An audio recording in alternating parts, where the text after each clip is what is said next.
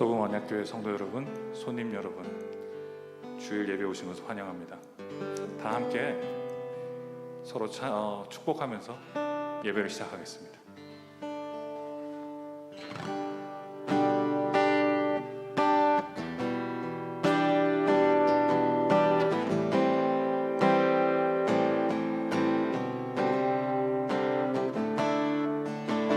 하나님께서 당신을 통해 메마른 땅에 샘물 나게 하시기를, 가난한 영혼, 목마른 영혼, 당신을 통해 주 사랑 알기 원하네.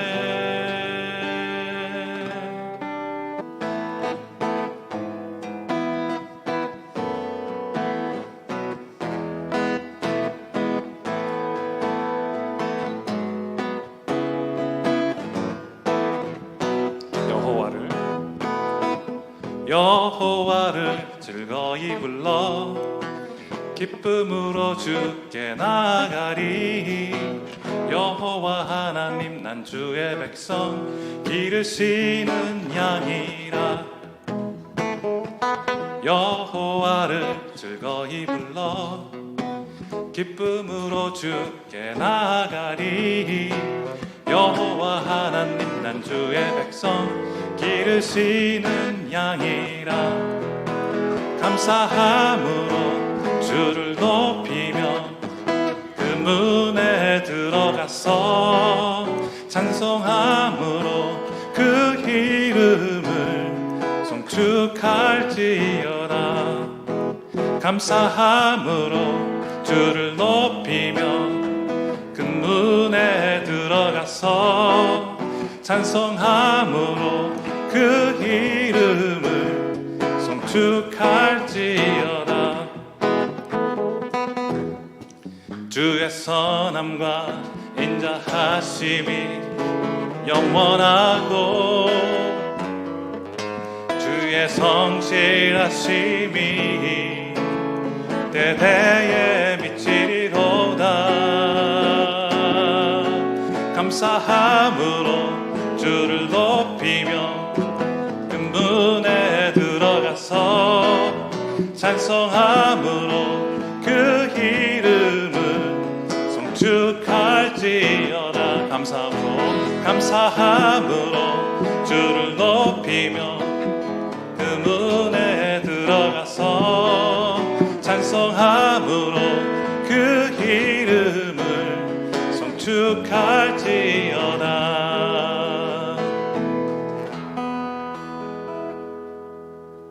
은혜를 찬양하겠습니다.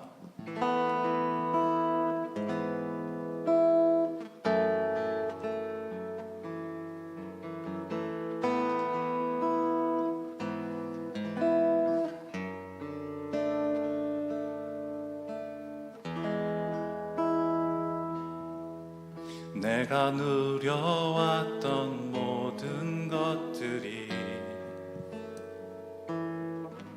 내가 지나왔던 모든 시간이,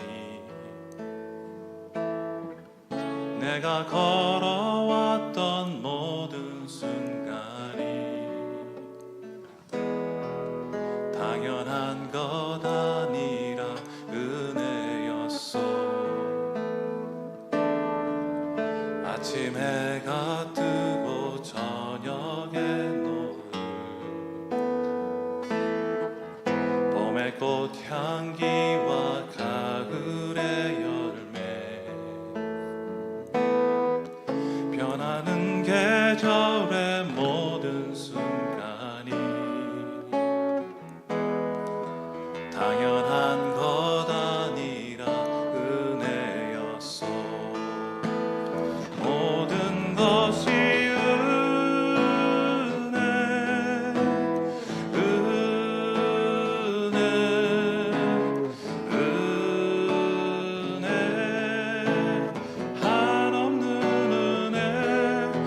삶에 당연한 것 하나도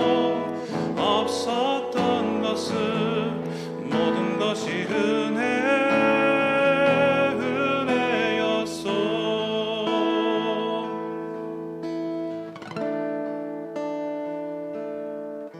내가 이 땅에 태어나 사는 것,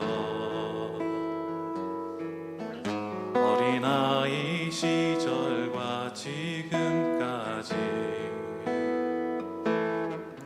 숨을 쉬며 살며 꿈을 꾸는 삶, 당연한 것 아니라 은혜였소. 내가 하나님의 자녀로 살며 오늘 찬양하고 예배하는 삶, 복음을 전할 수 있는 축복이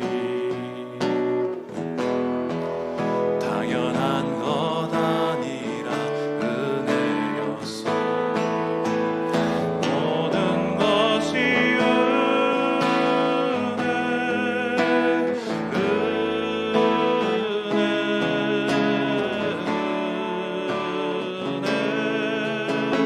한없는 은혜, 내 삶에 당연한 것 하나도 없었던 것을 모든 것이 은혜였소.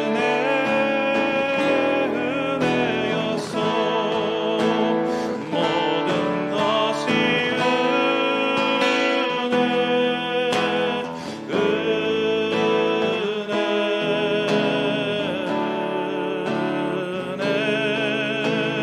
한없는 은혜, 내 삶에 당연한 것 하나도 없었던 것을 모든 것이 은혜였소.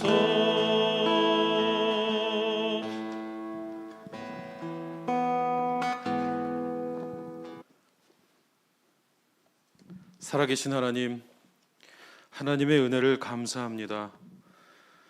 지난 일주일뿐 아니라 지난 1개월뿐 아니라 지난 1년, 아니 영원 전부터 우리를 향하신 아버지의 사랑과 계획이 소금언약 공동체를 통해 이곳에서 지금 이루어지고 있음을 감사합니다.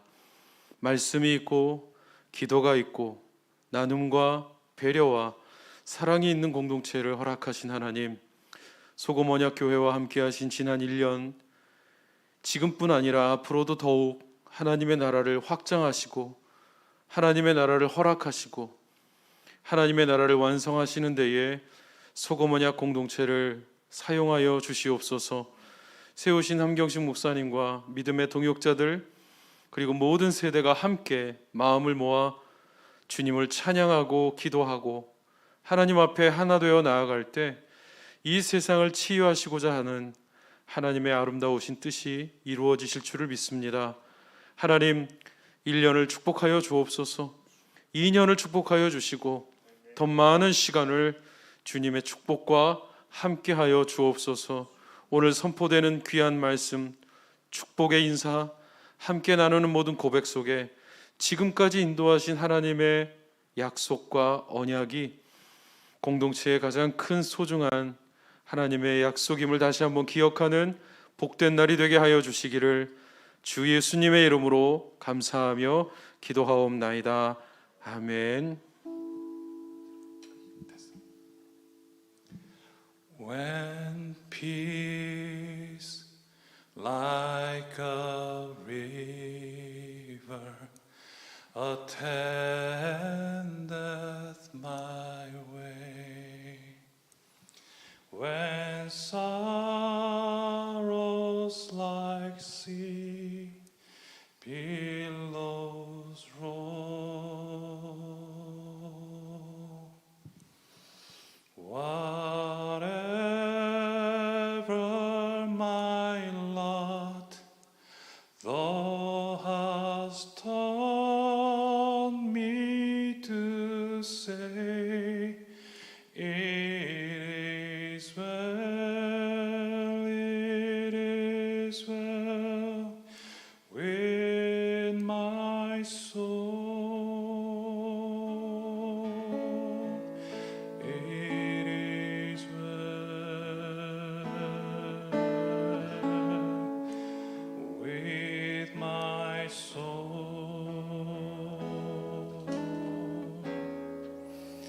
It is well, it is well with my soul.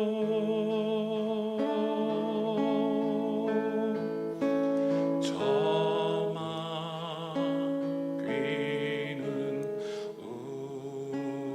우리를 삼키려고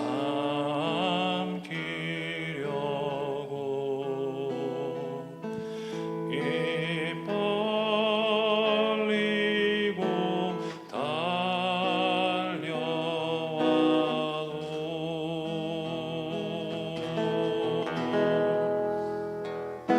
주 예수는 우리의 대장 되니 끝내 싸워서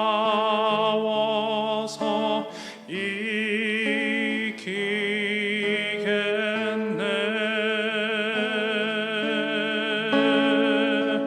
내 영혼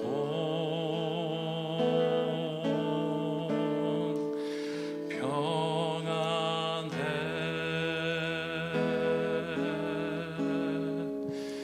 내 영혼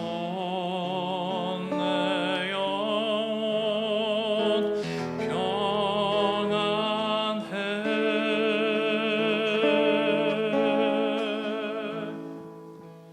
My sin, all the pleas of this glorious thought.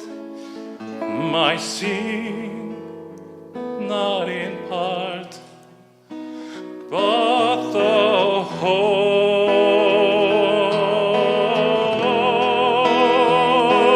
is nailed to the cross, and I bear it no more.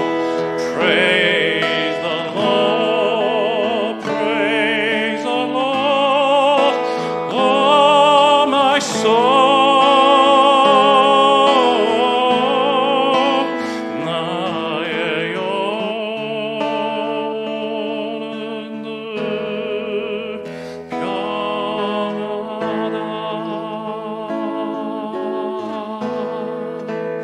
내 영혼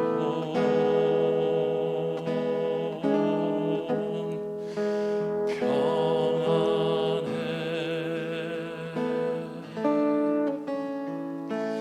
내 영혼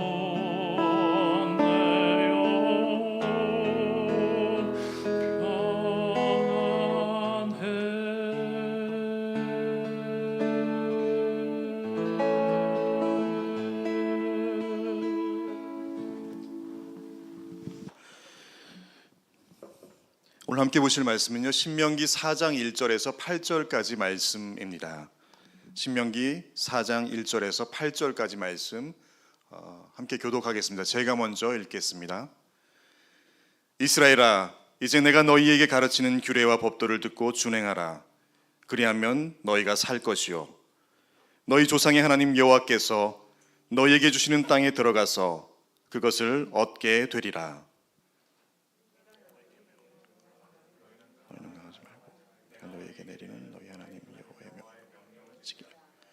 여호와께서 바알보올의 일로 말미암아 행하신 바를 너희가 눈으로 보았거니와 바알보올을 따른 모든 사람을 너희의 하나님 여호와께서 너희 가운데서 멸망시켰으되 오직 너희의 하나님 여호와께부터 떠나지 않은 너희는 오늘까지 다 생존하였느니라.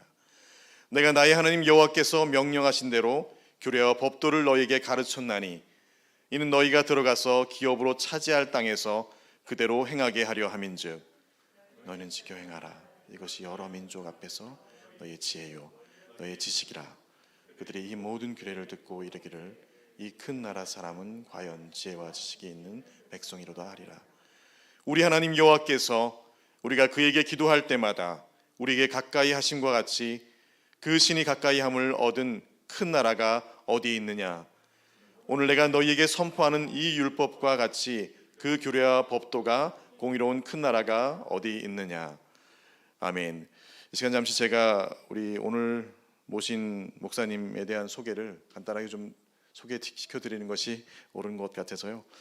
소창호 목사님께서는요, 우리 총신대학에서 공부하시고 영국에서 또 연구하시고 그 이후에 다시 귀국하여서요, 1991년도부터 모교인 총신대학원에서 교수직을 로 우리 후학들을 가르쳐 오시고 계셨습니다. 30년 전에는 한국개혁주의 설교연구원을 설립해서요, 개혁주의 신학을 또 증거하고 전파하는 왕성한 저술 활동도 함께 하셨고요. 이 설교자로서의 부르심에 대하여서 또 여러 교회에서도 한 20여 년 목회 사역을 함께 감당하신 목사님이십니다.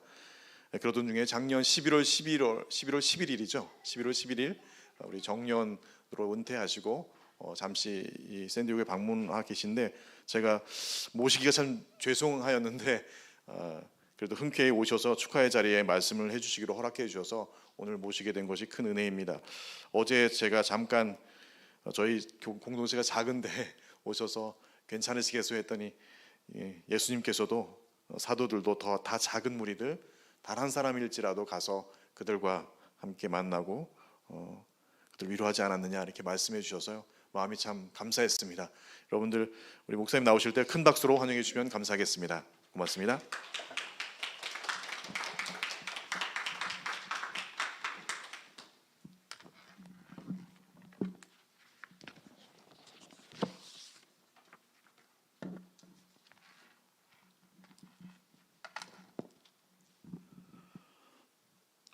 네, 소문학교회에 이렇게 1주년 기념 예배에 부족한 사람이 함께 할 수 있는 영광을 갖게 돼서 매우 기쁘게 생각을 합니다. 이곳 샌디에고에서 팬데믹 기간 중에 교회를 새로 시작했다라고 하는 것은 하나님의 특별한 은총이나 이런 생각을 해봐요. 한국에는 팬데믹 기간 동안에 교회 설립한 교회보다 문 닫은 교회들이 훨씬 더 많은데, 여기는 또 교회를 새로 설립해서 이렇게 1년을 지내오게 되었다라고 하는 것이 참 특별한 은혜다 이렇게 생각을 합니다. 어쨌든 진심으로 축하의 말씀을 드립니다. 또 학교에서 뭐 사제지간에 만났어도 해외 나가면 별로 그렇게 반갑게 대해주고 하는 제자들이 많지도 않은데, 우리 한 목사님은 뭐 저하고 학교에서 가까이 지낸 것도 아닌데도 그래도 제게 조금이라도 배웠다고 너무 극진하게 섬겨주시고 또 사랑해 주셔서 제가 몸둘 바를 모르는 그런 참 좋으신 목사님이다 하는 생각을 가지게 되었습니다. 뭐 몇 년 전에 제가 샌디에고에 왔을 때 그때 이렇게 뵙기는 했었습니다만은, 교회 이렇게 개척해서 사역을 하는 곳에 오늘 이렇게 함께 예배할 수 있게 돼서 너무너무 감사하게 생각합니다. 잠시 기도하겠습니다. 존귀하신 하나님 아버지, 주께서 피 흘려 세우신 교회를 주의 사랑하는 백성들이 있는 곳곳에 허락하신 중에 이곳 샌디에고의 한 모퉁이에 소음원약 교회를 또 1년 전에 세우게 하시고 귀한 사자를 통해서 주님의 피 묻은 손으로 구속하여 하나님의 자녀로 삼아주신 주의 백성들을 돌아보는 하나님의 귀한 사역에 감당할 수 있는 은혜를 입혀주시고 1년을 지나오게 하신 것을 진심으로 감사합니다. 살아계신 주님, 이곳에 있는 여러 교회들 중에 하나의 교회로 사람들이 인식하겠지만 모든 사람들의 마음을 살피시는 하나님의 눈에 비친 하나님의 마음에 합한 하나님의 친자식처럼 아끼는 특별한 교회로 주님 앞에 우뚝 서서 이 지역 사회에 죄와 허물로 죽은 자들을 건져내며 병든 자들을 고치며 연약한 자들을 강하게 하며 가난한 자들을 구제하며 죽은 자들을 살리는 일에 복되게 쓰임받는 교회 되게 하여 주옵소서. 오늘 1년을 맞이하여 감사하며 주께 예배하는 중에 심히 부족한 종을 청하여서 함께 예배하게 하여 싸우니 종의 입술을 사용하사 주님 말씀하여 주옵시고 듣는 자들의 귀가 열리고 눈이 밝아지고 심령에 뜨거운 감동이 있는 은혜로운 이 시간 되게 하여 주옵소서. 악한 마귀 틈타지 아니하도록 주님 홀로 주장해 주시옵시며 참여한 어린아이들을 비롯하여 주님께서 주의 사랑으로 붙들고 계시는 주의 모든 성도들의 일일이 그들의 마음속에 하나님의 풍성한 은혜가 넘치도록 인도해 주옵소서. 이 모든 말씀을 우리를 구원해 주신 예수님의 이름으로 기도 올리옵나이다. 아멘. 팬데믹 상황뿐만 아니라 모든 상황 속에서 생존한다라고 하는 것은 모든 살아있는 사람들의 과제라고 생각을 합니다. 교회를 시작한 지 오래된 교회이든 이제 1년 된 여러분의 교회든 아니면 갓 시작한 또는 신생 교회이든 교회도 끝까지 생존이 가능하겠는가? 기독교 역사를 보게 되어지면 생존하는 교회들은 그리 많지 않습니다. 성경에 나와 있는 교회가 지금까지 존재하고 있지도 않고 또 과거에 찬란한 역사를 자랑했던 교회들도 역사 속에 파묻혀 있는 교회들도 많고 새로운 교회들이 등장해서 새로운 역사들을 이루는 모습을 보게 되어집니다. 국가도 흥망성쇠가 늘 있는 것을 보잖아요. 끝까지 국가가 지금까지 생존한 나라들이 정말 별로 없는 모습을 우리들이 보게 되어집니다. 세계 최대 강국이라고 하는 이 미국에서 살고 있는 여러분들, 미국도 얼마나 오랫동안 생존할 것인지는 누구도 모르는 것이죠. 전에는 존재하지 않았다가 200여 년 전에 존재한 거 아니겠습니까? 앞으로 몇 년을 갈는지는 우리는 모르는 일이에요. 어쨌든 생존한다라고 하는 것은 매우 중요한 일인데 생존의 비결이 뭘까라고 하는 것을 특별히 교회와 관련해서 오늘 읽은 말씀 속에서 함께 살펴보고자 합니다. 오늘 읽은 말씀의 신명기 내용 자체는 이제 출애굽한 이스라엘 백성들이 40년의 광야 여정을 마치면서 젖과 꿀이 흐르는 가나안 땅에 들어가기 전에 40년 동안 모세를 통해서 하나님께서 주신 교훈들을 재조명해 보고 다시 한번 계명들을 강조하는 내용 가운데 있는 말씀인 것입니다. 따라서 그 40년 동안 지나오는 동안에 수많은 사람이 생명을 잃었어요. 이집트 땅에서 노예로 정말 곤욕스러운 삶을 살았던 사람들뿐만이 아니라 광야에 나오기 전까지 우리 한국식으로 표현하면 친일파 활동을 했던 친 이집트 정부의 활동을 해서 호화호식을 누렸던 사람들이든 어쨌든 모든 사람들이 다 홍해바다를 건너서 나왔다고 할지라도 그 모든 사람들이 다 40년 동안 살아 있었던 것은 아니다. 누구만 살았느냐? 우리가 잘 아는 대로 광야에서 새로 태어난 사람들만 살았습니다.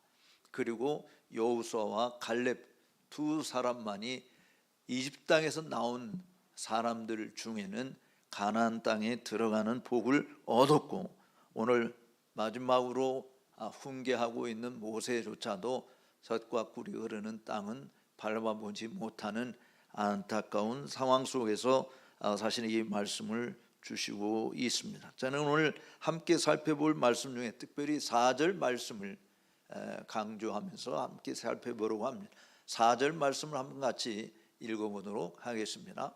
오직 너희의 하나님 여호와께부터 떠나지 않은 너희는 오늘까지 다 생존하였느니라.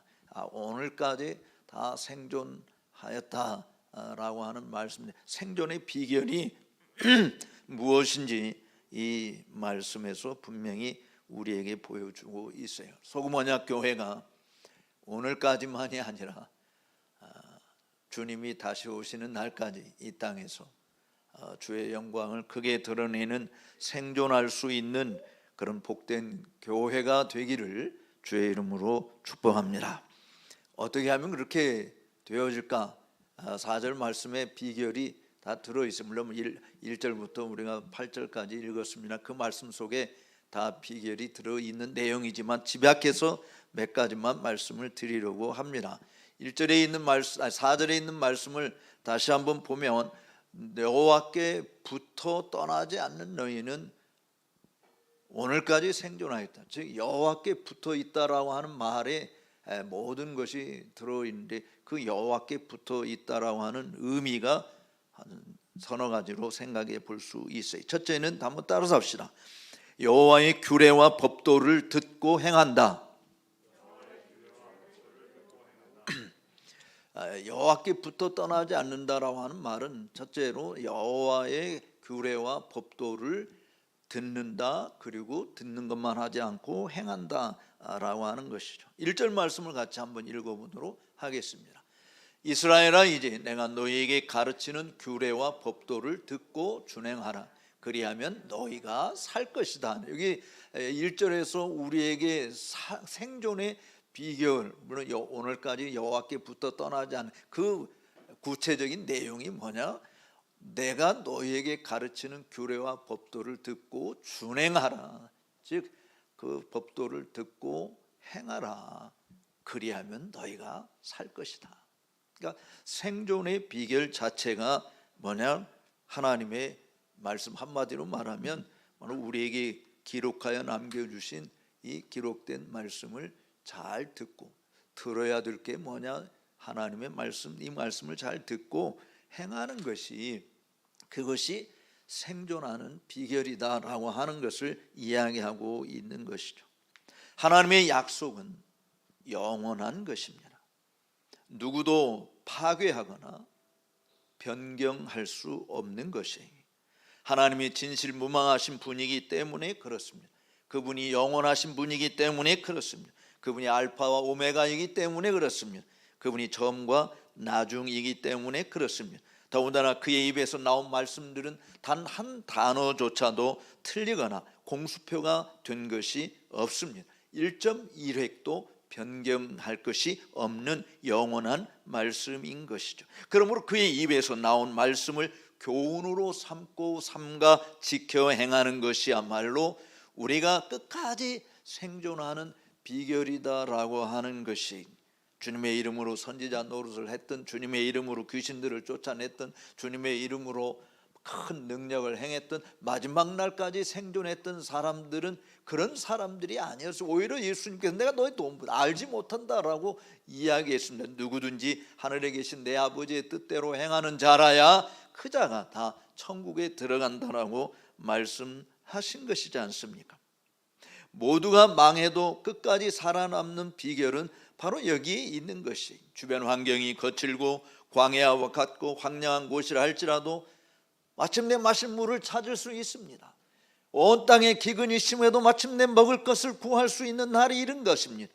주님의 약속하신 젖과 꿀이 흐르는 가나안 땅에 환성을 지르며 입성할 수 있는 자들이 되는 것이죠. 문제는 교회나 개개인의 성도들이 하나님의 규례와 법도를 무시하는 데 있는 것입니다. 하나님의 말씀을 따라 살지 아니하고 세상 나라의 유행과 풍습에 젖어 사는 일을 하는 것이죠. 그리하여 문의는 기독교인인데 삶의 라이프 스타일 자체는 세상 사람과 전혀 구별이 되지 않는 것입니다. 이것은 중심을 보시는 하나님 앞에서 누구도 옳다 인정함을 받을 수 없는 것이에요.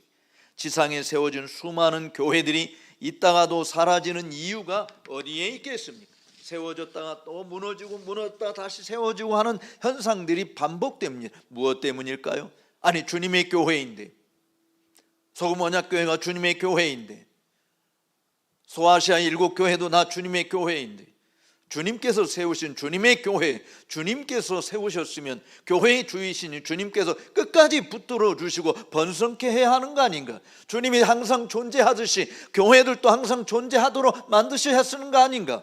그런데 왜 교회들이 맥없이 무너지고 사라지고 맙니까? 물론 주님의 교회는 영원한 것이 눈에 보이는 교회가 영원하지 않을 뿐인 것이죠. 주님의 참 교회는 세세토록 존재하며 주님의 다스림과 인도하심을 만끽하는 것입니다. 그런데 제가 지금 말하는 교회는 지상에 있는 눈에 보이는 교회다라고 하는 것이, 눈에 보이는 교회는 있다가 없어질 수 있어요. 아무것도 없는 데 가서 새로운 교회가 생길 수도 있습니다. 그건 주님이 하시는 일인 것이죠. 일명 유명교회라고 하는 지상에 있는 교회들도 어떤 교회들은 물론 끝까지 생존할 수 있을는지 모르겠어요. 그러나 그 반대로 멸망뒤의 흔적도 없이 사라질 수 있는 가능성도 언제나 존재하는 것입니다. 그것은 이미 구약 성경에 이미 발견된 원리인 것이에요. 여러분, 세상에서 가장 아름다운 성전이 있었다고 한다면 우리가 잘 아는 솔로몬 성전이지 않겠습니까? 근데 그 솔로몬 성전이 지금 어디로 갔습니까? 돌 위에 돌 하나도 남지 않고 다 무너뜨려졌습니다. 그 이유가 뭡니까? 바로 그들이 하나님의 말씀을 무시했기 때문에 그런 것이죠.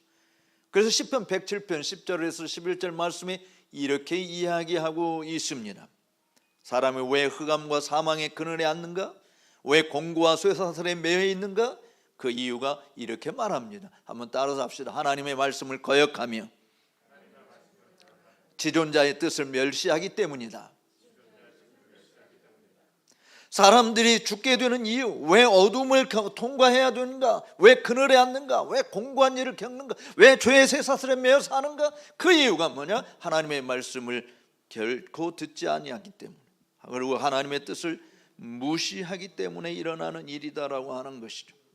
사랑하는 소금 언약교회 성도 여러분, 여러분의 교회가 정말 주님이 다시 오시는 날까지 끝까지 살아있는 교회가 되기를 원한다고 한다면, 신랑 되신 주님을 기쁨으로 영접할 수 있는 교회가 되기를 원한다고 한다면, 아니 개인적으로도 여러분들이 이 땅에 생존하는 동안 정말 다시 오실 주님을 영접할 수 있는 사람이 된다고 한다면 그 비결은 바로 여호와의 규례를 듣고 지켜 행하는 자가 되는 것밖에 없음을 믿으시기 바랍니다.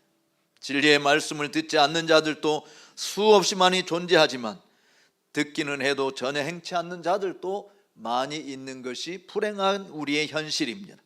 그들의 최후는 다 똑같을 것입니다. 흑암과 사망의 고통에서 벗어날 수 없을 것입니다. 더 이상 뜨거워질 수 없는 최고의 지옥불에 떨어지는 고통만 남을 뿐입니다. 저는 저나 여러분이나 모두가 다 주님이 오실 때까지 생존해 있는, 주님께부터 떠나지 않는 자로 발견되게 되기를 주의 이름으로 축복합니다. 또 하나 비결이 있다고 한다면 무엇일까요? 2절 말씀을 함께 읽어보도록 하겠습니다. 2절 말씀을 같이 볼까요? 내가 너희에게 명령하는 말을 너희는 가감하지 말고 내가 너희에게 내리는 너희 하나님 여호와의 명령을 지키라 라고 하는 말씀입니다.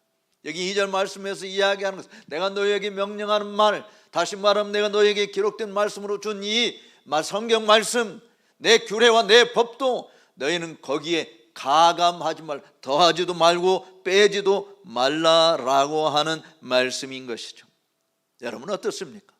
여러분 성경책을 읽을 때 구약 성경 창세기 1장부터 요한계시록 22장까지 읽어 내려갈 때 여러분의 입맛에 맞는 것만 쏙쏙 골라 읽는 건 아닙니까? 여러분 밥 먹을 때도 그런 사람 있잖아요. 밥을 퍼주면은 먹고 싶은 것만 쏙 골라 먹고 안 먹고 싶은 것은 내버리듯이 말이죠. 하나님 말씀을 그렇게 혹 대하고 있는 것은 아닌가요? 기독교 역사 속에 이와 같은 일들을 하는 자들이 무지기수로 많이 있습니다. 사도들이 있었던 그 시대부터 시작해서 지금까지도 이와 같은 일들을 반복적으로 범하고 있는 일들이 수없이 많이 있어요. 초대교회 이단들, 영지주의자들, 신비주의를 주겠던 몽타니스트들, 그들은 특별히 구약 성경을 인정하지 않았습니다. 신약 성경만 인정하려고 했어요. 근데 그 신약 성경만도 사도 바울이 쓴 서신들만 진짜 성경이다라고 나머지는 다 버리기도 했습니다. 천주교에서는 성경에 더하는 일을 했죠. 신구약 성경 66권만이 성경이라고 말하지 아니하고 아포칼립틱스라고 하는 외경조차도 그들은 성경이라고 인정하고 있지 않습니까? 그들은 10계명에 있는 계명 2계명도 삭제해버리고 우상을 섬기지 말라라고 하는 계명을 삭제해버리고 다른 계명을 거기다 집어넣었잖아요. 그게 하나님의 말씀을 스스로 빼버린다든지 더해다든지 하는 이런 일들을 여전히 벌이고 있습니다. 수많은 자유주의 신학자들은 어떻습니까? 예수님의 기적 사건들을 다 지워버리지 않습니까? 예수님의 동정녀 탄생도 믿지 못하겠다. 예수님의 부활도 우리가 믿지 못한다. 예수님이 행했던 모든 기적 사건들은 가짜다, 신화다, 이런 식으로 이야기하는 신학자들이 얼마나 많이 있습니까? 이런 일들은 말세일수록 더욱더 기승을 부리게 되어져요. 그것도 세상 바깥에서 일어나는 일들이 아니라 교회 안에서 일어난다라고 하는 것이, 우리가 잘 아는 디모데후서 4장 3절 4절에서 바울이 뭐라고 우리에게 이야기합니까? 때가 이르게 되어지면 사람들이 바른 교훈을 받지 아니하고 귀가 가려워서 자기 사욕을 좇을 스승을 많이 두고 그 귀를 진리에서 돌이켜 허탄한 이야기를 좇으리라라고 말씀합니다.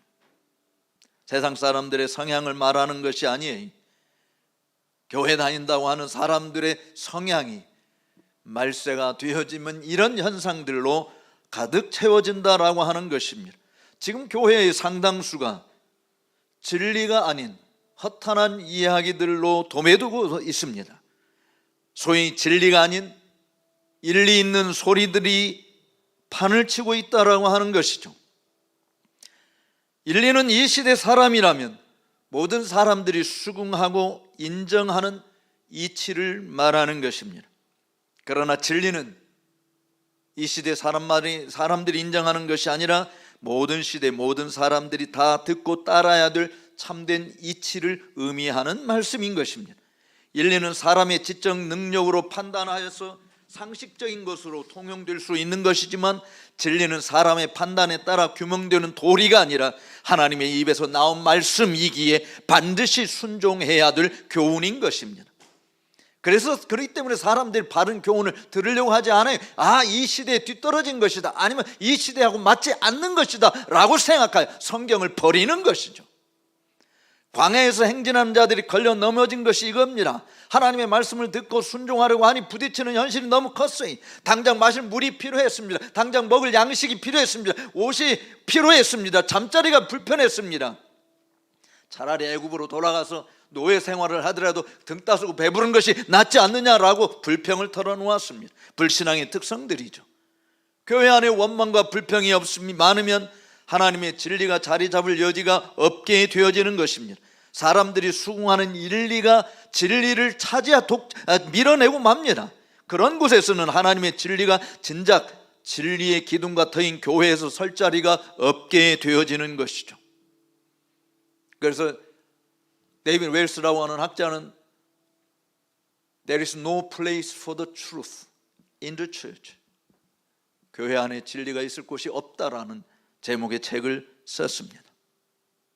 이것은 단순히 한국 교회만이 아니고 전 세계 교회 안에서 벌어지는 현상이다라고 하는 것이, 정말 진리가 여러분의 삶 속에 작동되고 있습니까? 진리가 여러분들의 가정에 작동되고 있습니까? 진리가 여러분의 사업 현장에, 여러분들의 삶의 터전에 작동되고 있습니까? 무엇이 여러분들의 가정을 움직입니까? 여러분들의 삶을 움직이고 있는 요소가 어떤 것입니까? 이 교회를 끌고 가고 있는 요소가 무엇입니까? 진리입니까? 아니면 일리 있는 소리입니까? 후자라고 한다면 우리는 속히 회개해야 하는 것이, 인리는 현대인의 삶을 긍정적으로 살게 만들지는 몰라도 영원한 생명은 전혀 줄 수가 없습니다. 상식적인 선에서 사는 고상한 인품을 소유한 자가 될 수 있을지는 몰라도 주님의 마음을 품을 수가 없는 것입니다. 그러나 진리는 종종 상식을 뛰어넘습니다. 사람들의 생각을 뛰어넘습니다. 눈에 보이지 않는 것을 더 흠모하게 만듭니다. 왜냐하면 영원한 생명이기 때문에 그렇습니다. 그렇기 때문에 보이지 않는 것을 보지 못하는 자들의 눈에는 진리를 따라 사는 사람들은 어리석기 그지없는 것이고 미련하기 짝이 없는 것이고 시대에 뒤처진 존재라고 이야기할 수밖에 없는 것이죠. 그러나 하나님의 말씀은 하나님의 감동으로 되어진 것이기 때문에 교훈과 책망과 바르게 함과 의로 교육하기에 유익한 말씀일 것이고, 뿐만 아니라 하나님의 사람으로 하여금 온전케 하며 모든 선한 일을 행하게 온전케 하는 진리의 말씀인 것이, 이 말씀을 떠나 사는 것이 죽음인 것입니다. 그러나 이 말씀을 붙들고 있으면 죽어도 삽니다. 잠언 기자는 이렇게 이야기합니다. 잠언 30장 5절과 6절에 있는 말씀이, 하나님의 말씀은 다 순전하여 하나님은 그를 의지하는 자의 방패시니라. 그러면서 이렇게 6절에 이야기합니다. 한번 따라서 합시다. 너는 그 말씀에 더하지 말라. 그가 너를 책망하시겠고 너는 거짓말하는 자가 될까 두려워하라. 하나님의 말씀에 어떤 것을 더하는, 신구약 성경만으로 충분하지 않아요. 오늘 21세기에 사는 데는 우리에게 뭔가가 필요해. 저는 여기 앞에 있는 이 글귀에 대해서 매우 반감을 가진 사람이긴 해요. 우리는 사도행전 29장을 쓸 수 없어요. 그런데 사람들은 사도행전 29장을 쓰자라고 이야기합니다. 하나님만이 하시는 일이에요. 우리는 성경에 뭔가를 더할 수 있는 존재가 아닌 것입니다. 오늘날 직통 계시가 우리에게 임하는 것이 아니에요. 하나님은 우리에게 이 말씀만으로 충분히 주셨어요. 이 말씀에 더하지 말라라고 하는 것이죠. 왜 근데 사람들은 더하려고 합니까? 나는 이 정도로 신령한 사람이다, 우린 적어도 이 정도로 하나님과 함께하는 사람이다 라고 하는 것을 과시하고 싶어하는 것 때문에 일어나는 일이지 않겠습니까? 사도 요한은 이렇게 경고했어요. 우리가 잘 아는 요한계시록 22장 18절과 19절에 있는 말씀입니다. 내가 이 책의 예언의 말씀을 듣는 각인에게 증거하노니 만일 누구든지 이것들 외에 더하면 하나님이 이 책에 기록된 계명들을 그에게 재앙들을 그에게 더하실 것이요, 만일 누구든지 이 책의 예언의 말씀에서 제하여 버리면 하나님이 이 책에 기록된 생명나무와 거룩한 성의 참여함을 제하여 버리시리라. 이 말씀 신구약 성경 66권에 뭔가를 더하게 되어지면 이 책에 기록된 모든 재앙을 하나님께서 내리실 것이라고. 전 세계 교회에 왜 팬데믹이 임했을까요? 그냥 어느 특정한 지역에만 임한 것이 아니라 왜 전 세계에 있는 교회들에게 강한 영향이 미쳐졌을까요? 하나님의 교회가 하나님의 말씀을 더하거나 빼버린 죄를 범한 것 때문에 일어나는 일들이 아니라고 누가 부정할 수 있겠습니까? 과연 우리는 주님의 거룩한 성에 들어갈 수 있는 자격자라고 단호하게 말할 수 있는 존재가 얼마나 될까요? 주님의 생명나무 열매에 참여할 수 있는 자가 된다고 누가 장담할 수 있겠습니까? 교회나 성도 개개인이 왜 생명의 은총을 누리지 못하고 사는지, 왜 거룩한 성에 참여하면서 제외되어지는지 그 이유는 분명한 것이, 교회도 성도들이 듣기 싫어한다고 해서 강단에서 제외시키는 말씀이 얼마나 많습니까? 성도들이 듣고 싶은 말을 전하는 것이 목사가 해야 할 일이 아니라 성도들이 들어야 할 진리를 전하는 자가 하나님의 종이라고 하는 사실을 잊어서는 아니 되는 것입니다. 진리의 기둥과 터인 그 교회에 속해 있는 성도들은 내가 듣고 싶은 소리를 듣기 위해서 교회에 오는 것이 아니라 내가 반드시 듣고 지켜 행해야 될 진리를 듣기 위해서 주님의 교회에 온다고 하는 사실을 잊어서는 아니 되는 것이, 그것이 여러분을 살게 하는 것이고, 그것이 이 교회를 지키는 것이고, 그것이 이 민족과 국가를 지키는 유일한 방편인 줄로 믿습니다. 세 번째는 따라서 하십시다. 주님이 명하시는 것만 듣고 지키자.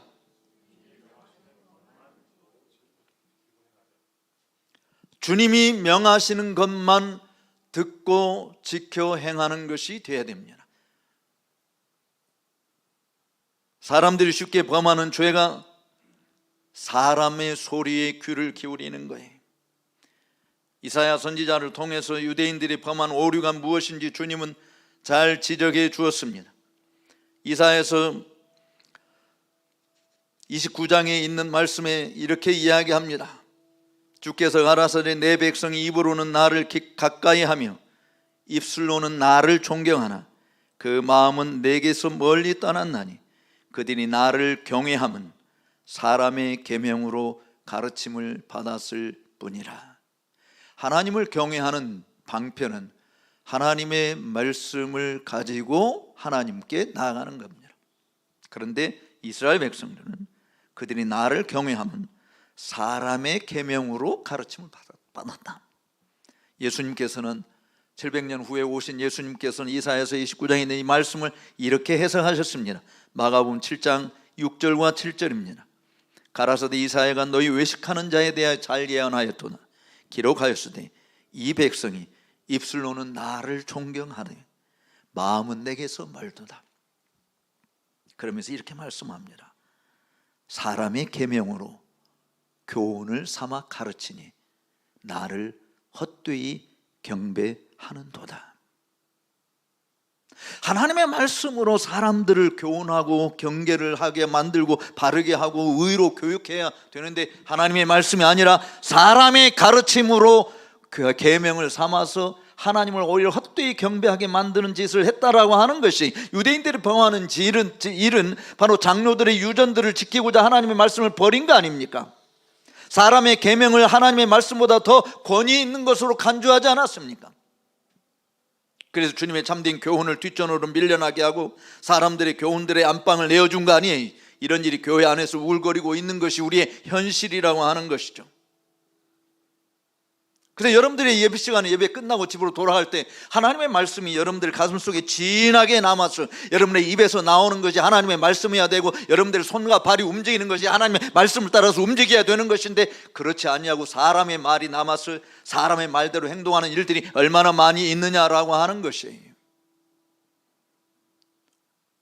별로 뛰어나지 못한 사람들의 이야기가 강단을 점령하고 있었을 하나님의 말씀보다도 사람들의 이야기가 더 우리들의 삶을 지배하고 있는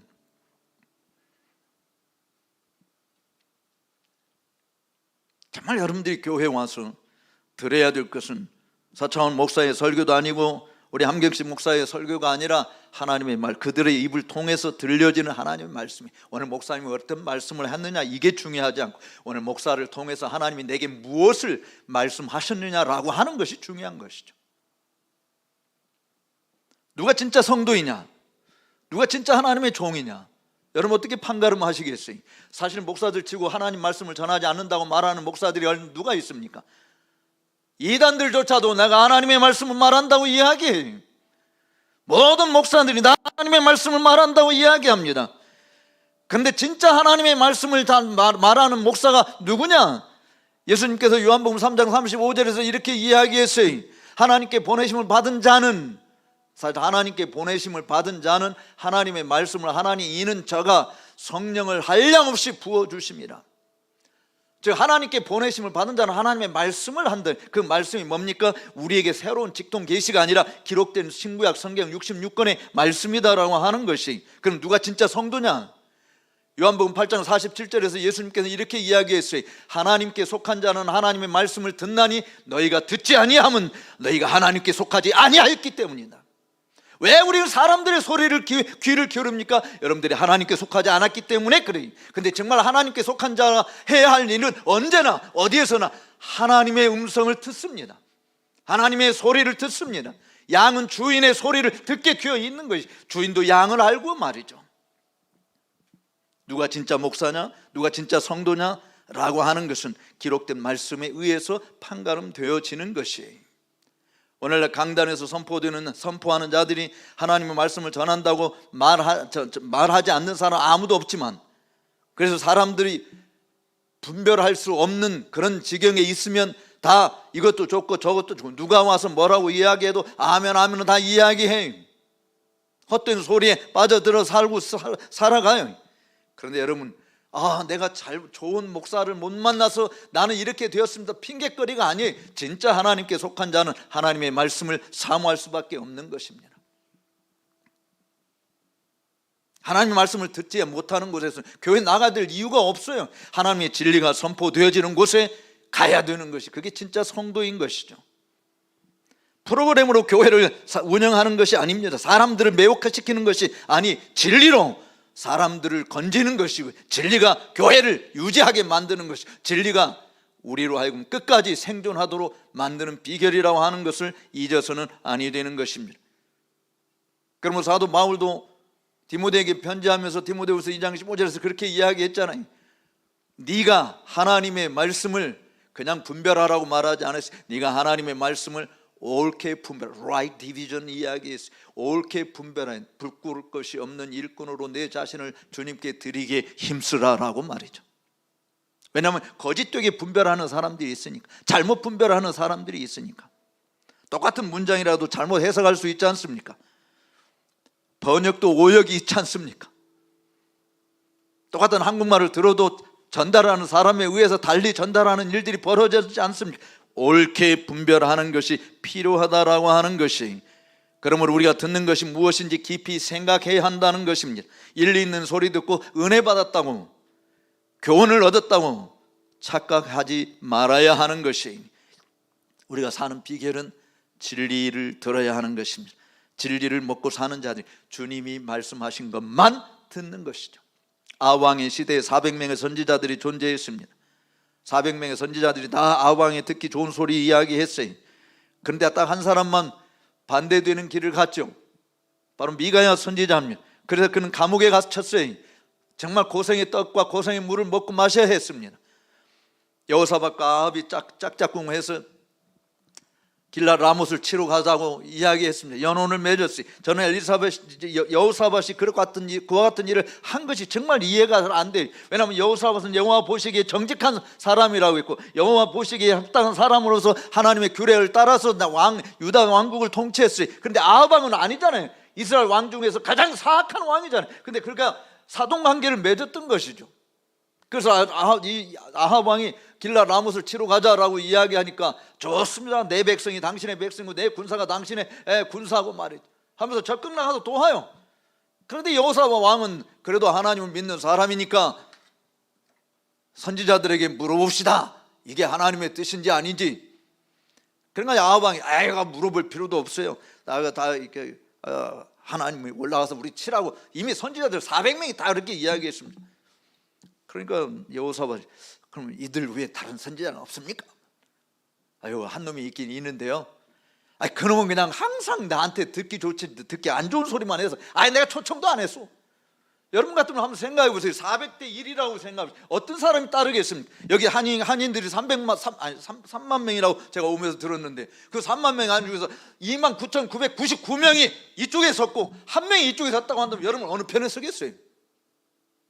당연히 내가 살기 위해서 29,999명 쪽에 쓰지 않겠어요? 여기 한 명인데, 똑같이 400명의 선지자가 있는데 401명의 선지자가 있는데 400명이 아합 편에 섰어요. 한 명은 아합 반대편에 섰어요. 여러분 같으면 누굴 따르겠느냐고. 전부 다 이 시드기야 선지자가 이끌고 있는 400명의 선지자 속에 나도 들어가겠다. 지금 목사들이 그런 생각하지 않겠습니까? 그래서 이 여호사밧 왕의 간곡한 청에 의해서 아합이 내시를 보내죠. 감옥에 갇혀있는 미가야를 만나라고. 그 미가야 선지자가 찾아갔어요. 감옥에 갇혀있는 선지자를 보니까 내시도 너무너무 마음이 아팠던 것 같아요. 그래서 하나님의 사람 미가야요, 모든 선지자가 여출을 일구하여 이렇게 왕에게 듣기 좋은 소리 아니, 이번에는 당신이 제발 왕에게 귀 거슬리는 소리를 하지 말고 좋은 소리 해줘서 더 이상 고생의 떡과 고생의 물을 먹지 마시기 바랍니다. 사실은 내시는 이 미가야 선지자를 정말 생각해서 하는 말이죠. 더 이상 고생하지 말기를 바란다. 언제까지 그렇게 고생해야 되냐? 사람도 아무도 오지 않지 않느냐 말. 여기 소금 언약교회라고 세웠는데 오지 않지는 1년이 지났는데 겨우 이렇게 조금밖에 안 앉아 있지 않느냐? 많이 모이는데 가라. 미가야 선지자가 이렇게 대답합니다. 오직 나는 여호와께서 내게 주신 말씀만 전하노라. 우리 여호와께서 내게 주신 말씀만 전하겠다. 자기는 고생의 떡을 먹든 고생의 물을 마시든 내가 감옥에서 이렇게 죽어나가든 주님이 내게 주신 말씀 외에는 다른 것 전하지 않겠다라고 하는 것, 그것이 선지자의 가는 길이었다고 한다면 우리 성도들은 어떠해야 되는가? 모르는 길을 갈 때는 많은 사람들이 다니는 길로 가면 안전하죠. 그것이 일반 상식적인 것이. 그런데 진리는 그런 일리 있는 소리를 더 뛰어넘는 것이, 모든 사람이 가도 성경이 노라고 하면 아니다라고 말하는 것이어야 되죠. 모든 사람이 아니라고 해도 성경이 기다라고 이야기하면 그 길을 가는 것이, 그것이 하나님께 속한 자가 가는 길이다라고 하는 것을 잊어서는 아니 되는 것입니다. 참 성도는 진리의 말씀을 섭취하고 진리의 말씀만 섭취하고, 그래서 그 진리의 말씀으로부터 흘러나오는 영원한 생수의 강, 흘러넘치는 역사를 경험할 수 있어야 되는 것이, 교회는 바로 이 구원의 우물물을 풍성하게 퍼나르는 진리의 샘터여야 하는 것입니다. 그렇지 않으면 물이 있어도 마실 수 없는 물이 되는 것이고, 음식이 있어도 곰팡이가 잔뜩 끼어 먹지 못하는 음식이 될 뿐인 것이, 진리의 말씀을 듣는 자가 진정으로 복이 있는 것입니다. 솔로몬의 지혜의 진가를 파하고자 먼 남쪽 나라 스바에서 온 여왕의 고백이 있지 않습니까? 우리가 잘 아는 대로 역대하 9장 앞에 있는, 제가 아합과 여호사밧 이야기는 역대하 19장 18장과 19장에 나오는 이야기고, 이 역대하 9장에 솔로몬의 지혜를 듣고자 찾아왔던 스바 여왕의 고백이 이랬어요. 한번 따라서 합시다. 복되도다 당신의 사람들이여, 복되도다 당신의 신복들이여, 항상 당신 앞에 서서 당신의 지혜를 들음이로다. 스바 여왕이 자기가 고국에서 듣는 것보다도 더 비교할 정도로 뛰어난 솔로몬의 지혜를 보고 탐복하며 한 이야기 중에 하나가, 복되도다 당신의 사람들이여, 복되도다 당신의 신복들이여, 당신의 앞에서 항상 당신의 말씀을 듣는다, 당신의 지혜를 듣는다. 사랑하는 여러분, 누가 진짜 복이 있는가? 사람 정치가들의 위대한 정치 연설을 듣는 자가 복이 있는 게 아닙니다. 위대한 과학자들의 이야기를 듣는 자가 복이 있는 것이 아니에요. 위대한 문인들의 이야기를 듣는 자가 복이 있는 것이 아니라, 지혜와 지식의 보고를 가지신 진리이신 예수 그리스도의 음성을 듣는 자가 복이 있는 줄로 믿으시기 바랍니다. 그런 말씀을 항상 선포하고 가르치는 그런 목사가 복이 있는 목사고, 그런 목사 밑에서 신앙생활하는 자가 복이 있는 것이, 여러분의 목사 입을 통해서 흘러나오는 생명수를 날마다 퍼마시고 그 진리의 샘 곁에서 만족해 하며 즐거워하는 그런 복이 넘치는 여러분들이 다 되시기를 주의 이름으로 축복합니다. 마지막 하나만 더 말씀드리고 맺겠어요. 말씀할 것이 많이 있지만, 사실은 본문 가지고 이야기해도 몇 시간 해야 될 내용이지만 그냥 줄여서 이야기합니다. 한번 따라서 하십시다. 오직 하나님만 섬기자. 왜냐하면 사람들이 두 주인을 섬기고자 하는 것이 있잖아요. 사실 하나님 입에서만 나온다는, 그러니까 여호와께부터 떠나지 않는 것이 생존의 비결인데, 그 비결은 반쪽은 하나님께, 한 발은 세상에. 두 주인 예수님이 섬길 수 없다고 한 이야기가 돈과 재물과 하나님을 이야기하지 않습니까? 근데 이제 우리 그 애들 되게 걸어보면 오리걸음 하는 거 있잖아요. 오리걸음. 애들이 오리걸음 이렇게 하는 거는 그런 꼬마들이나 아직 이제 걸음만 막 하는 우리 손주들, 막내 손주들 보면 오리걸음 해서 대충 넘어지는. 그런데 신앙생활하는 이 어른들도 양다리 걸쳐서 걸으면, 양다리를 걸치면서 걸으면 이게 뒤퉁뒤퉁 하잖아요. 양다리 걸쳐가면서 또박또박 걸어가는 사람이 있어요?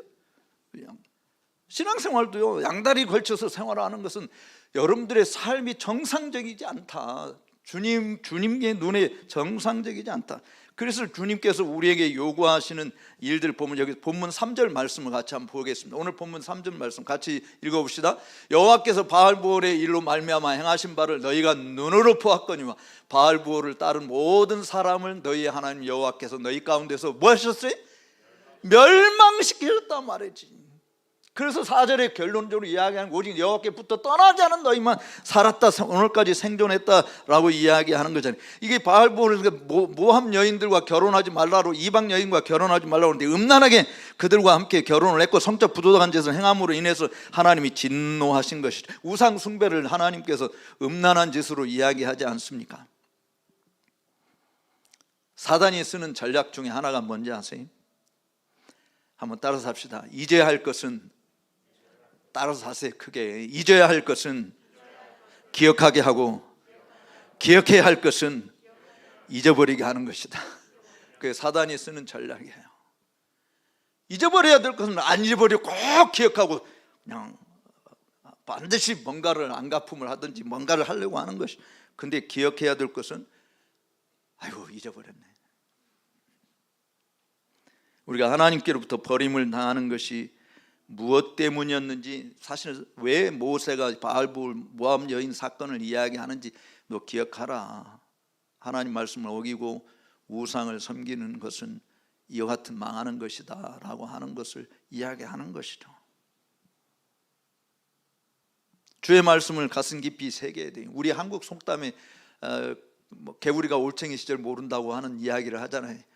어쩌면 여기 미국 땅에서 사시면서 처음 이 땅에 발을 디딛고 살 때 고생한 그런 사람들이 있었을 거라고 봐집니다. 그런데 나중에 이제 하나님의 복을 주셔서 많이 풍성함을 누리게 됐는데, 그때 잊어버리고 그냥 도도하고 교만하게 사는 사람들도 있을 거예요. 그래서 지가 언제부터 그렇게 잘 살았다고 이렇게 막 사람들 무시하나 이런 소리를 듣는 사람이 있다고 한다면 속히 회개하세요.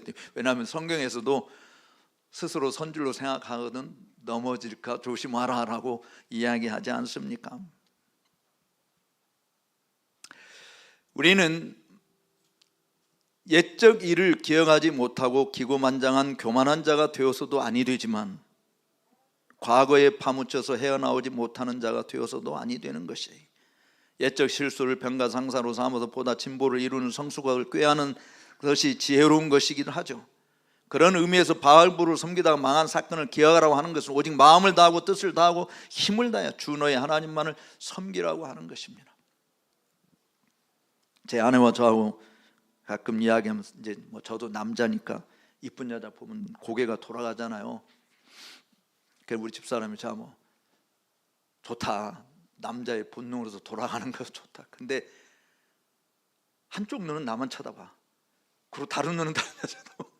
그래서 이렇게 눈을 가리고 손을 여기다 대고 한쪽은 다른 여자 쳐다보고 한쪽은 됩니까 그게? 여러분 한번 실험해 봐요. 되는지. 두 눈이 다 같이 고개가 돌아가면, 하나님이 우리에게 원하는 것은 두 눈으로 똑바로 쳐다보고 분별해서 오직 여호와만을 앙망하라고 하는 것이지, 한쪽 눈은 이 우상으로 한쪽 눈은 하나님에게, 이게 불가능하다라고 하는 것을 보여주는 것이에요 사실. 그러니까 주님께 붙어 떠나지 않는다라고 하는 것은, 나는 죽어도 주를 위해서 죽고 나는 살아도 주를 위해서 산다, 사나 죽으나 나는 오직 주님의 것이다 라고 하는, 이게 사실은 모세를 통해서 하나님이 이스라엘 백성들에게 이야기하는 것이죠. 왜냐하면 십계명에서 항상 전문에 이야기하는 내용이, 내가 너희를 애굽 땅 종되었던 집에서 너희를 인도해낸 너희의 하나님 여호와다, 이걸 강조하잖아요. 내가 너희를 이집 땅 종되었던 곳에서 인도해낸 너희의 하나님 여호와다 말이죠. 누가 너희를 인도했느냐? 오늘 7절과 8절에서도 본문 말씀을 한번 보세요. 자, 7절 8절 같이 한번 읽어봅시다. 우리 하나님 여호와께서 우리가 그에게 기도할 때마다 우리에게 가까이 하심과 같이 그 신의 가까이함을 얻은 큰 나라가 어디 있었느냐 말이지. 8절, 오늘날 내가 너희에게 선포하는 이 율법과 같이 그 규례와 법도가 공의로운 그 나라가 어디 있느냐 말이지. 내가 너희에게 일러준 이 규례와 법도 비교할 것이 어디 있느냐 말이지. 내가 너희의 기도를 듣는데 눈이 있어도 보지 못하고, 귀가 있어도 듣지 못하고, 손이 있어도 움직이지 못하고, 발도 있어도 움직이지 못하고, 코가 있어도 냄새도 못 맡는 그런 우상들을 섬기는 존재가 아니라, 모든 만물들을 관장하시고 살펴보시고 심지어 사람들의 깊은 것까지도 통찰하고 계시는 내 하나님 여호와, 그 하나님만 바라봐라. 그게 여호와께 붙어 떠나지 않는 자다. 바로 이런 자들에게 하나님이 주시는 복이 있어요. 마지막 이 말씀을 결론으로 맺겠습니다. 6절 말씀을 같이 한번 읽어보도록 하겠습니다. 오늘 본 6절 말씀을 같이 보십시다. 너희는 지켜 행하라. 이것이 여러 민족 앞에서 너희의 지혜요 너희의 지식이라. 그들이 이 모든 규례를 듣고 이르기를, 이 큰 나라 사람은 과연 지혜와 지식이 있는 백성이로다 하니라. 아멘. 물론 우리가 지혜와 지식의 근본이 여호와를 경외하는 것이다 라고 하는 것을 잠언서를 통해서 너무나도 많이 들었습니다. 그런데 그것을 그대로 믿고 실천하는 사람이 얼마나 있을까요? 수많은 한국인이 미국에 거주하는 이유 중 하나는 경제 문제도 있겠지만 아마 자녀 교육이 제일 큰 비중을 차지할 거예요. 저는 일반 성도들은 잘 모르겠어요. 근데 제가 아는 주변 많은 목사님들이 미국에 유학 왔다가 여기 머물고 있는 가장 큰 이유 중에 하나가 자식 교육 때문이다. 서울대를 나와도 하버드대를 나와도 모두가 다 성공하는 것은 아닌 거 우리가 다 알지 않습니까? 세상에서 큰 범죄는 좋은 대학 나온 사람들이 더 많이 하잖아요.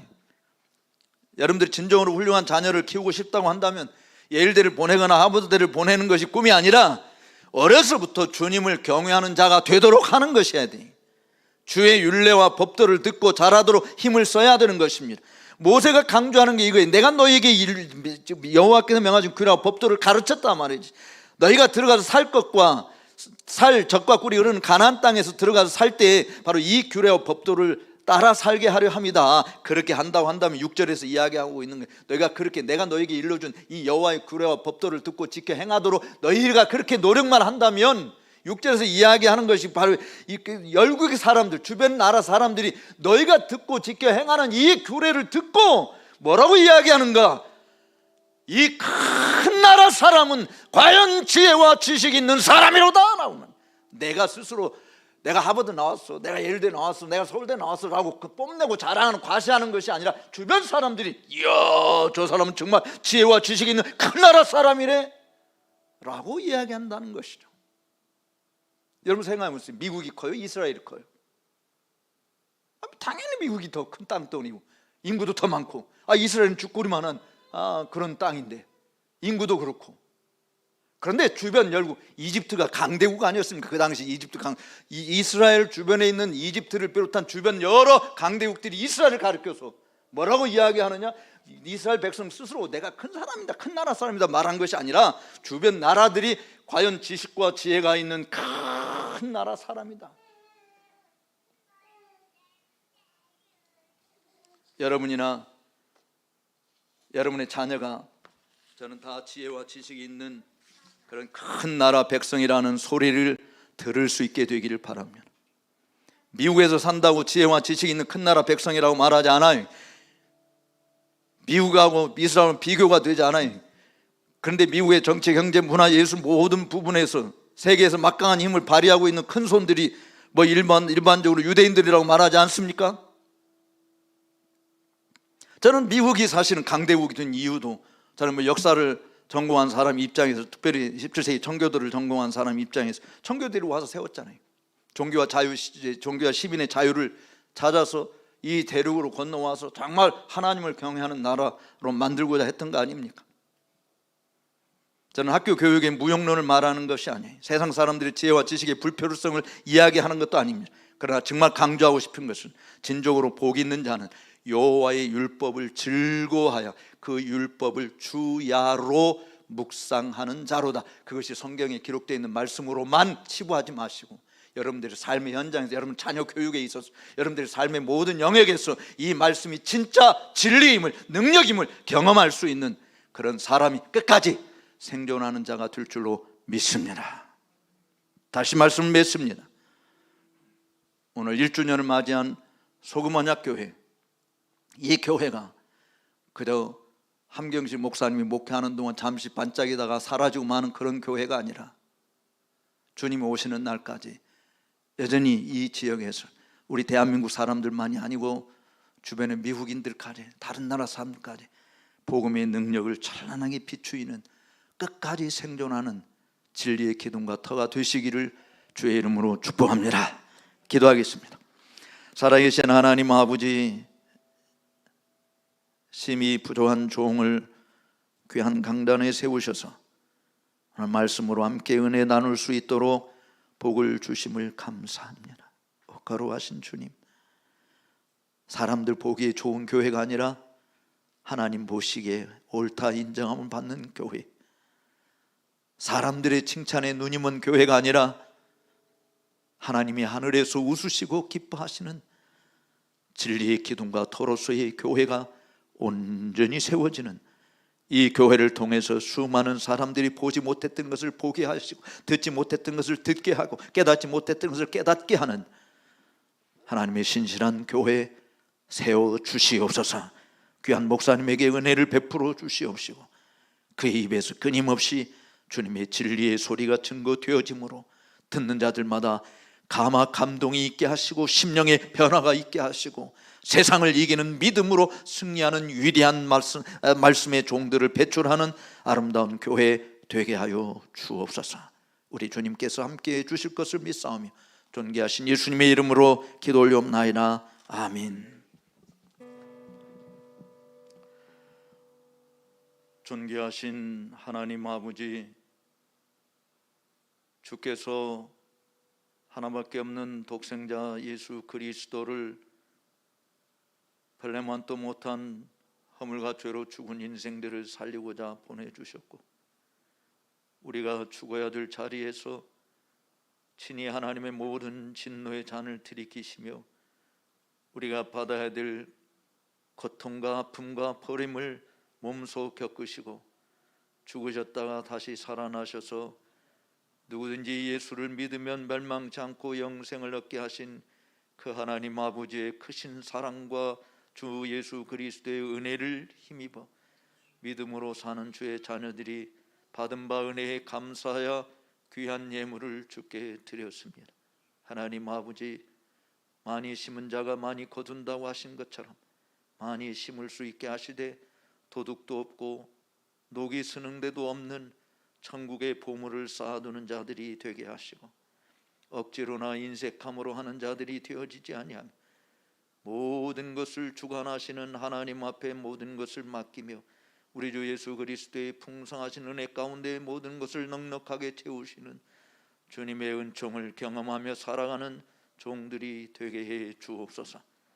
이 예물을 사용하는 주의 모든 종들에게 두렵고 떨림으로 잘 관리하며 사용케 해 주셔서 오병이의 기적을 이루게 하여 주시고 죽은 자들을 살리는 일에, 병든 자들을 고치는 일에, 무지한 자들을 지혜롭게 하는 일에 넉넉하게 쓰고도 남을 수 있도록 은혜를 더하여 주옵소서. 이제는 교회의 머리 되신 우리 주 예수 그리스도의 크신 은혜와 하나님 아버지의 만극하신 사랑하심과 성령님의 감화 감동 교통위로 역사 인도 섭리 충만케 하옵심이 주님이 오시는 날까지 끝까지 생존하여 신랑 되신 주님을 영접하는 주의 백성들로 주님의 교회로 존재하기를 다짐하고 돌아가는 주의 모든 자녀들 머리 위에와 저들의 가정과 일터와 우리 교회와 이 나라의 민족 위에 이제로부터 영원토록 함께 있을지어다. 아멘.